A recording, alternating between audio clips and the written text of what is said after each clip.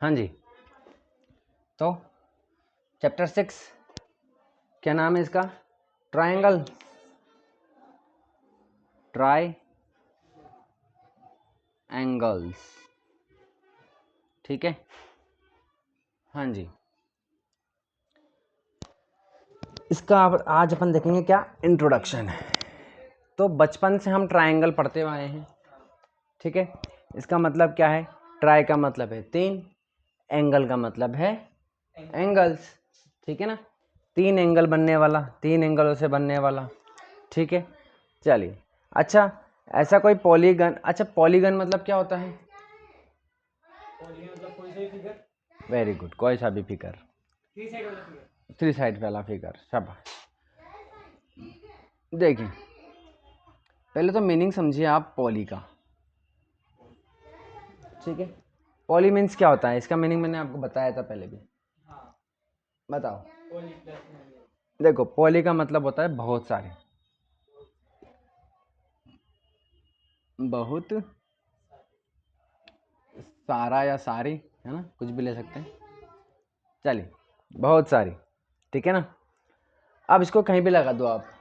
ठीक है, जैसे कि पॉलीटेक्निक, तो वो हो जाता है बहुत सारे टेक्निक। ऐसा कॉलेज जहाँ पर बहुत सारी टेक्निक सिखाई जाती है। ठीक है ना, स्किल दी जाती है, उसे कहते हैं पॉलीटेक्निक। ठीक है, इसी तरीके से पॉलीथीन। ठीक है, आपके 10th क्लास में आएगा ये, है ना, पॉलीथीन। तो पॉलीएथीन होता है, वो क्या होता है? पॉलीएथीन। तो उसको मिला के क्या बोल देते हैं? पॉलीथीन, यानी कि जिसमें बहुत सारी एथीन हो। एथीन क्या? एक केमिकल है, कार्बन और हाइड्रोजन से मिलकर बना हुआ। तो जिसमें बहुत सारी क्या हो? एथीन हो। ठीक है ना, उसे हम पॉलीथीन कह देते हैं। ठीक है, इसी तरीके से पॉलिनोमियल, ठीक है, नहीं चैप्टर है ना आपके पॉलिनोमियल। हाँ, तो जिसमें बहुत सारे टर्म्स हों, नोमियल मतलब टर्म, तो जिसमें एक से ज़्यादा बहुत सारी टर्म्स हों उसे कहते हैं पॉलिनोमियल। इसी तरीके से यहाँ पर अगर मैंने लिख दिया पॉलीगन या पॉलीगोन, ठीक है, पॉली मतलब बहुत सारी, गोन मतलब साइड्स। क्या होता है? बहुत सारी साइड से बना हुआ। या बहुत सारी का मतलब क्या है यहाँ पर? 2 से ज़्यादा साइड्स। क्योंकि कम से कम अगर आपने 2 साइड ले ली तो इससे तो कोई फिगर बन नहीं रहा है, क्लोज्ड फिगर नहीं बन रहा है। ठीक है ना, कोई दो साइड मिलकर के एक क्लोज फिगर बना सकती है क्या? नहीं बना सकती। तो कम से कम कितनी साइड चाहिए आपको एक क्लोज फिगर बनाने के लिए? 3 चाहिए। ठीक है ना, तो 3 तो ट्राइंगल क्या है? एक पॉलीगन है। क्या है? पॉलीगन है। ठीक है, इसी तरीके से अपन क्वाड्रिलेटरल की बात करें, है ना, तो क्वाड का मतलब होता है 4, लेटरल मतलब दिस साइड, जिसमें 4 साइड हो। ठीक है ना, 4 साइड वाला भी क्या होता है? एक पॉलीगन होता है। पेंटागन, जिसमें 5 साइड हो। ठीक है ना, चलिए। तो हम बचपन से पढ़ते आ रहे हैं कि ट्रायंगल क्या होता है? 3 साइड से या 3 एंगल से मिलकर के बना हुआ। ठीक है, चलिए। हाँ जी,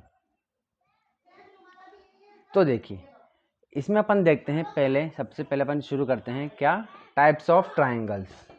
ठीक है, अगर अपन ट्रायंगल पढ़ रहे हैं तो देख लिया अपन ने ट्रायंगल क्या होता है। तो टाइप्स ऑफ ट्रायंगल क्या है? Types of triangle. ठीक है, चलो। तो अगर अपन साइड के बेसिस पर अगर देखें, on the basis of side, ठीक है, अगर हम साइड के बेसिस पर देखें तो हमारे पास 3 तरीके के क्वाड्रिलेटरल, हाँ सॉरी, ट्रायंगल आ जाएंगे। ठीक है ना, कौन कौन से? देखो, एक तो वो जिसमें तीनों साइड क्या हो? इक्वल हो। ठीक है, एक क्या? जिसमें 2 साइड इक्वल हो। ठीक है, और जिसकी एक साइड इक्वल हो, है ना, और ये पॉसिबल हो नहीं सकता। एक साइड इक्वल कैसे हो सकती है भाई? है ना, इसका मतलब क्या होगा? जिसकी तीनों साइड अलग अलग हो, जिसकी तीनों साइड इक्वल ना हो। ठीक है, तो जिसकी तीनों साइड क्या होती है, इक्वल होती है, उसे क्या बोलते हैं, उस ट्रायंगल को क्या बोलते हैं अपन, इक्विलेटरल ट्रायंगल। क्या बोलते हैं, इक्विलेटरल। ठीक है ना, इक्विलेटरल ट्रायंगल बोलते हैं। ये मैंने टी लगा दिया, इसका मतलब ट्रायंगल, इक्विलेटरल ट्रायंगल। तीनों साइड क्या है, इक्विलेटरल है, सॉरी इक्वल है, जिसकी दो साइड इक्वल होती है। ठीक है ना। अच्छा, इसको ये कैसे बनाते हैं अपन, ये, ठीक है ना। इसकी एक बात और याद रखते हैं अपन, क्या, कि इसके तीनों ही एंगल भी क्या होते हैं, इक्वल होते हैं। और तीनों एंगल कितने कितने के होते हैं, ये तीनों एंगल 90 के होते हैं, 60 के होते हैं। तीनों एंगल कितने के होते हैं, 60 डिग्री के होते हैं। ठीक है, चलिए अपने आप ही अगर आप तीन साइड इक्वल लेकर के बनाओगे तो ये एंगल अपने आप ही कितने हो जाएंगे, 60 डिग्री के हो जाएंगे। ठीक है, चलिए, दो साइड इक्वल हो जिसकी, ठीक है ना, जिसकी दो साइड इक्वल हो, इस तरीके से, इसको बोलते हैं अपन आइसोसेलेस, आइसोसेलेस ट्रायंगल, जिसकी दो साइड इक्वल हो। अगर मैंने इसको ऐसे कर दिया, इसका मतलब क्या है कि ये दोनों ये वाली दोनों साइड है इक्वल है, ये वाली अलग है।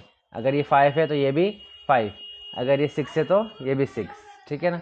चलिए, इसका भी एक और बात याद रखनी है अपने, कि अगर ये दोनों साइड इक्वल है, इसका मतलब इन दोनों के आमने सामने के साइड एंगल जो है इक्वल होंगे। इस साइड का एक सामने वाला क्या है एंगल, ये है। ठीक है, अगर मैं इस पर लिख दूं ए बी और ये सी, ठीक है, तो इस साइड के सामने वाला, ए बी साइड के सामने वाला एंगल कौन सा है, सी है। ठीक है, तो एंगल सी, ठीक है, और इस साइड के सामने वाला एंगल बी। ठीक है, बी और सी एंगल दोनों इक्वल होंगे, क्या होंगे, इक्वल होंगे। क्यों होंगे, क्योंकि ये दोनों साइडें क्या हैं, इक्वल है। ठीक है ना। चलिए आगे देखिए, तीसरा, जिसके तीनों ही साइड क्या हो भाई, इक्वल। अच्छा, इसे तीनों साइड अलग अलग, तीनों साइड क्या हो, अलग अलग हो। ठीक है, हालांकि दोनों एक जैसे लग रही है, फिर भी तीनों अलग अलग हैं।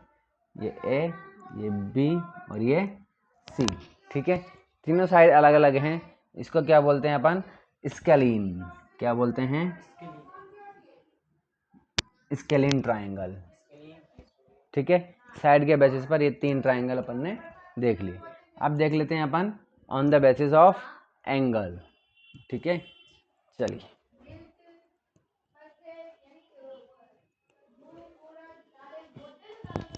हाँ जी, on the basis of angles.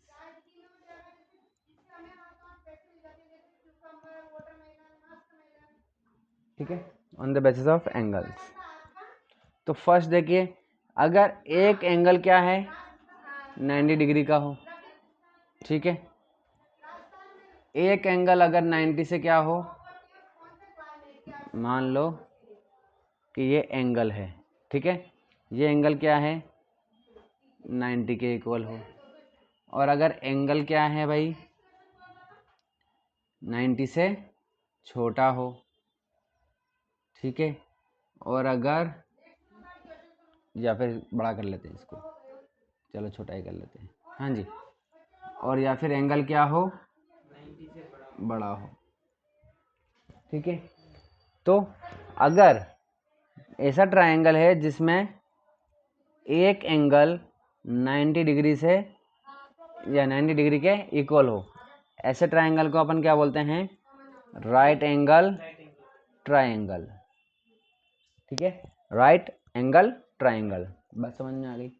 अच्छा, दो एंगल, अगर जिसके दो एंगल 90 डिग्री के हों उसको क्या बोलेंगे, दोनों एंगल 90 डिग्री। अगर किसी में भाई तीन एंगल होते हैं ना इसमें, अगर किसी में दो एंगल 90 डिग्री के हो जाएं तो तीसरा एंगल कितने डिग्री हो, 90 90 180 हो जाए ना।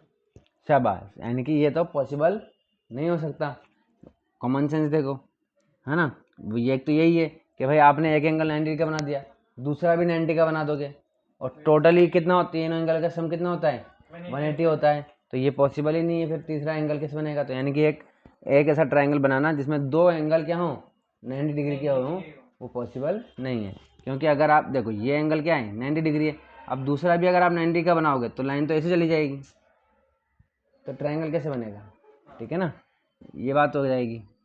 चलिए, यानी कि एक ही एंगल ट्रायंगल हो 90 डिग्री का हो सकता है। चलिए यार 90 डिग्री से बड़ा हो सकता है। चलिए अगर एंगल क्या है 90 डिग्री से छोटा है, ठीक है, यानी कि इसका मतलब क्या हुआ, सारे ही एंगल क्या होंगे फिर 90 डिग्री से छोटे होंगे, ठीक है। एक भी एंगल अगर 90 डिग्री छोटा है, हाँ, तो सारे एंगल क्या होंगे छोटे होंगे, क्यों नहीं होंगे, ठीक है ना। क्योंकि एक ही एंगल अगर 90 डिग्री के बराबर है तो 90 छोटा हो। हाँ मेरी बात सुनो, अगर एक ही एंगल 90 के बराबर है तो बाकी के दोनों एंगल तो कंफर्म है कि वो 90 के बराबर होंगे, सॉरी 90 के छोटे होंगे, है ना। एक ही एंगल अगर 90 का है तो दोनों एंगल भी छोटे होंगे, ठीक है ना। तो अगर आपने इसको थोड़ा सा भी चेंज कर दिया तो क्या बाकी के एंगल 90 से बड़े हो जाएंगे क्या, नहीं ना। चलिए, तो यानी कि तीनों एंगल क्या हो सकते हैं 90 से छोटे होंगे, ठीक है ना। हाँ, ये वाली कंडीशन अभी आएगी जब अपन इसमें पढ़ेंगे कि जिसमें एक एंगल 90 से बड़ा हो सकता है, ठीक है ना। तो उससे अपन ऑब्ट्यूस एंगल कहते हैं। तो ऐसा ट्राइंगल जिसमें तीनों ही एंगल क्या हो 90 से छोटे हों, तो उसे बोलते हैं अपन एक्यूट एंगल ट्राइंगल। और ऐसा ट्राइंगल जिसका एक ही एंगल क्या हो 90 से बड़ा हो, जैसे कि ये, ठीक है ना। तो उस ट्राइंगल को अपन बोलते हैं ऑब्ट्यूज एंगल ट्राइंगल, ठीक है। चलिए, तो एंगल के बेसिस पे ये देख लिया अपन ने। चलिए अब देखते हैं अपन 9th का थोड़ा रिवाइज करते हैं, ठीक है ना। 9th में अपन ने क्या पढ़ा था, ट्राइंगल को लेकर के कॉन्ग्रुएंट पढ़े थे। क्या पढ़े थे, हालांकि ट्राइंगल को लेकर के क्या, वो तो किसी को भी लेकर के अपन कॉन्ग्रुएंट कर सकते हैं, ठीक है ना। चलिए, फिर भी ट्राइंगल को किया था अपन ने, चलो देखते हैं, ठीक है ना। तो देखो, हाँ जी, कॉन्ग्रुएंट क्या देखा था अपन ने, कॉन्ग्रुएंट।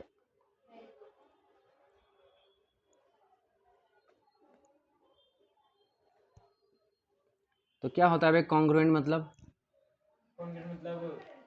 एक साइड दूसरे के कॉन्ग्रुएंट का मतलब होता है एज इट इज, बिल्कुल कॉपी टू कॉपी, इतना सा भी डिफरेंस नहीं होना चाहिए। सारे अगर दो ट्राइंगल की बात कर रहे हैं हम, ठीक है, ठीक है,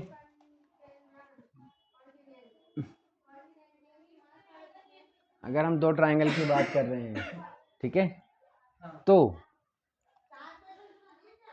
इसमें क्या होगा, अगर ये ए है, ये बी है और ये सी है, अब आप मुझे बता सकते हैं इसको देख करके कि ए कौन सा लग रहा है आपको, नीचे वाला, बी कौन सा लग रहा है लेफ्ट हैंड वाला ये, और सी कौन सा लग रहा है ये लग। तो ये जो आपने पता किया कि ये वाला लग रहा है, ये बी वाला ये वाला लग रहा है, और सी ये वाला लग रहा है, इसी को बोलते हैं कोरस्पॉन्डिंग। क्या बोलते हैं, कोरस्पॉन्डिंग, जो एक जैसा लगता है, सेम टू सेम लगने वाला, ठीक है ना। तो ये इसके जैसा लग रहा था, ठीक है ना, ये इसके जैसा लग रहा था, ये इसके जैसा लग रहा था, तो इसको बोलते हैं कोरस्पॉन्डिंग। बात समझ में आ गई, ठीक है ना। चलो, तो देखो, अगर मैं ए बी की बात करता हूँ 5 सेंटीमीटर, या इसको मैं 3 बोल दूँ या 4 बोल देता हूँ, ठीक है, ये है 4 सेंटीमीटर, बी सी है कितना 3 सेंटीमीटर, ए सी कितना है 5।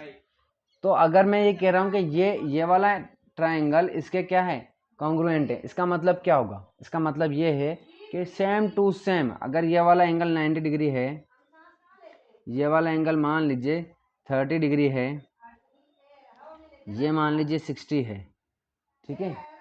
तो इसका मतलब ये है कि अगर ये इसके कॉन्ग्रुएंट है तो इसका मतलब है कि भाई एज इट इज सेम होगा, इतना सा भी अंतर नहीं होना चाहिए।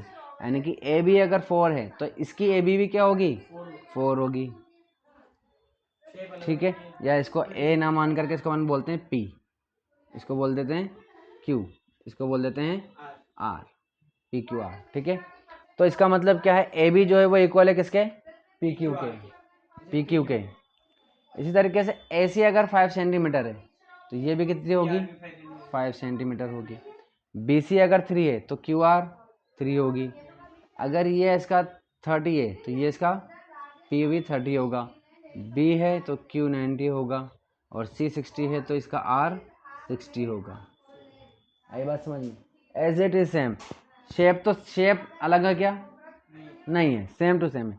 साइज सेम अलग अलग है क्या, नहीं है, है ना। तो कॉन्ग्रुएंट उसी को कहते हैं जिसकी शेप भी सेम हो, साइज भी सेम हो। बात समझ में आ गई, एज इट इज। ठीक है ना, तो उसे अपन कहते हैं क्या, कॉन्ग्रुएंट, जिसके क्या हो, साइड भी सेम हो, यानी कि ए बी क्या है, क्या है, पी क्यू के इक्वल है। ठीक है, बी सी क्या है, बी सी क्यू आर के इक्वल है। ठीक है, और ए सी क्या है, पी आर के इक्वल है। बात समझ में आ गई। क्या मैं इसकी जगह आर पी लिख सकता हूँ क्या, यहाँ पर आर पी नहीं लिख सकता भाई, ये है पी आर, तो आर पी लिखूंगा तब भी तो यही रहेगा, तो आर पी लिख सकता हूँ क्या, नहीं, है ना, नहीं लिख सकते। ठीक है ना, क्योंकि कॉन्ग्रुएंटी जब अपन कॉन्ग्रुएंसी करते हैं ना, तब उसमें यही कहता है क्या, जिस जिस आपने सीक्वेंस में आपने पहले वाले को लिखा है, पहले ट्रायंगल को लिखा है, उसी सीक्वेंस में आपको दूसरे वाले को लिखना है। आगे बात समझ में, अगर इसको एस, हाँ इसको सी ए लिखना पड़ेगा, अगर इसको सी ए लिखते हो तो इसको आप आर पी लिख सकते हो। ठीक है ना, चलिए, तो इस तरीके से तो साइड तो इक्वल हो ही सारी, एंगल भी क्या है, इक्वल है। एंगल ए इक्वल है किसके, एंगल पी के, एंगल बी इक्वल है एंगल क्यू के, और एंगल सी इक्वल है एंगल आर के। बात समझ में आ गई। तो पहले हमें नहीं पता था कि भाई ये ट्रायंगल और ये ट्रायंगल एक ही ट्रायंगल है, ठीक है ना, इसलिए हमने अलग अलग नाम दे दिए थे। बट अब हमें पता है कि एज इट इज़ है भाई सब, सेम टू सेम, तो हम इसको भी ए बी सी बोल सकते हैं, यहाँ पर ए बी सी लिख सकते हैं। बात समझ में आ गई। तो इसी को अपन बोलते हैं क्या, कॉन्ग्रुएंसी या कॉन्ग्रुएंट हो जाना, जिसमें एकदम सेम टू सेम, शेप भी सेम और साइज भी सेम होती है, कुछ भी डिफरेंस नहीं आता है। अब अपन देखते हैं सिमिलर, जो कि 10th क्लास, ये हमने पढ़ा था 9th में, किसमें पढ़ा था अपन ने, 9th क्लास में। अब जो 10th में पढ़ेंगे उसमें हम देखेंगे सिमिलर। ठीक है, सिमिलर, इसको किससे दिखाते हैं, इस साइन से दिखाते हैं। ठीक है, मतलब क्या है कि अगर मैंने दो ट्रायंगल बनाए इस तरीके से और मैंने ये साइन लगा दिया, इसका मतलब क्या है कि ये इसके सिमिलर है। फिजिकल के ऊपर अगर ये साइन लगाते हैं, हाँ हाँ, वो 9th क्लास में पढ़ा था अपन ने, ऐसे वो क्या होता है, कॉन्ग्रुएंट। ठीक है ना, जो अभी अपन ने किया था ना, उसमें A B triangle A B C क्या था, ट्राइंगल ए बी सी क्या था, कॉन्ग्रुएंट था। ये ऊपर लगाते हैं। अच्छा, ये ऊपर लगता है ना, ऐसे होता है। ट्राइंगल पी क्यू आर के। ठीक है, इस तरीके से। तो इसमें मैंने क्या करा, सिर्फ ये रहने दिया, इसका मतलब है कि एक ट्राइंगल दूसरे के सिमिलर है। इसको ए बी सी, अगर इसको पी क्यू आर बोलूँ तो ए बी सी सिमिलर हो जाएगा पी क्यू आर के। ठीक है, चलिए, अब सिमिलर का मतलब एक जैसा दिखेगा और उसकी साइड एक जैसी नहीं होगी। हाँ ठीक है ना, यानी कि इसकी शेप तो सेम होगी बट साइज सेम नहीं होगी। अलग अलग होगा, सेम नहीं होगा। अगर मान लो कि शेप और साइज दोनों ही सेम है तो क्या वो सिमिलर, क्या सिमिलर हो सकता है क्या, नहीं तो फिर कॉन्ग्रुएंट होगा। मान लो कि ये मैंने ए बी सी लिखा, ठीक है, इसको मैंने 5 4 3 लिख दिया, इसको मैंने क्या किया, पी क्यू आर लिख दिया। ठीक है, और ये इसके एंगल 60 है, ये भी 60 है, ये भी 60 है, इसके भी ये 60 है, ये 60, ये 60, ठीक है। ये 5 4 3, ठीक है। तो बताओ ये दोनों सिमिलर है कि नहीं? सिमिलर है। सिमिलर है कि कॉन्ग्रुएंट है? कॉन्ग्रुएंट है। कॉन्ग्रुएंट है, सिमिलर नहीं है भाई। अगर कॉन्ग्रुएंट है तो सिमिलर भी तो हुआ ना। सिमिलर का मतलब क्या होता है? एक जैसा दिखना। तो साइज अलग होनी चाहिए ना। ऐसा तो कहीं भी नहीं लिखा है। इसमें कहा है कि शेप सेम होनी चाहिए। क्या कहता है ये? शेप सेम होनी चाहिए, ठीक है। बस इसमें ये नहीं कह रहा है कि एंगल या साइज भी अलग अलग हो, ऐसा नहीं कह रहा है वो भाई। अरे भाई मेरे भाई, एक बात बताओ कि बोल सकते हैं सिमिलर है ना, तो सिमिलर बोल सकते हैं ना कि जो एक जैसा दिख रहा हो। मतलब कुल मिलाकर के क्या होता है सिमिलर का मतलब? जो एक जैसा दिख रहा हो। बस हम साइज की तो बात कर ही नहीं रहे, जो एक जैसा दिख रहा है बस वो क्या है? सिमिलर है। बात समझ में आ गई? इसका मतलब क्या? हाँ, तो कॉन्ग्रुएंट है, तो इसका मतलब क्या हुआ कि जो कॉन्ग्रुएंट है वो तो सिमिलर है ही सही, बट ये क्या कंफर्म है कि यह भी जरूरी है कि जो सिमिलर है वो भी कॉन्ग्रुएंट हो? नहीं है, ठीक है ना। सिमिलर का मतलब तो क्या हुआ भाई कि अगर ये ट्रायंगल है और ये एक ट्रायंगल है, सिमिलर का मतलब है एक जैसा दिखना, ये दोनों का मतलब है एक जैसा होना। एक जैसा होना, सेम टू सेम। मतलब कुल मिलाकर के सिमिलर का मतलब है शेप सेम होना। क्या? Shape same. और कॉन्ग्रुएंट का मतलब है शेप और साइज दोनों सेम होना, ठीक है। तो अब ये दोनों क्या है? डिफरेंट है, सिमिलर है। क्या दोनों कॉन्ग्रुएंट हो सकते हैं? क्या नहीं हो सकते। लेकिन जो दो कॉन्ग्रुएंट है वो सिमिलर होंगे, बट जो सिमिलर हैं वो कॉन्ग्रुएंट नहीं होंगे। बात समझ में आई? ठीक है, चलिए तो आज के लिए इतना काफ़ी है, बाकी कल देखेंगे नेक्स्ट।